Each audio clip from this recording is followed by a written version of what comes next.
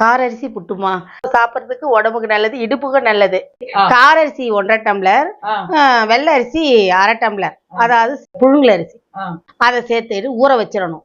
ஊற வச்சுட்டு அரிசி நல்லா களைஞ்சிட்டு வடிகட்டிட்டு மிக்சியில போட்டு நல்லா அரைச்சிக்கணும்.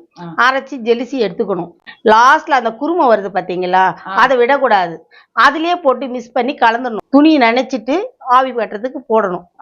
ஆவி கட்டிட்டு எடுத்து ஒரு பாத்திரத்துல கொட்டிட்டு வெந்த மாவை நல்லா கட்டி இல்லாம உடைச்சி விடணும்.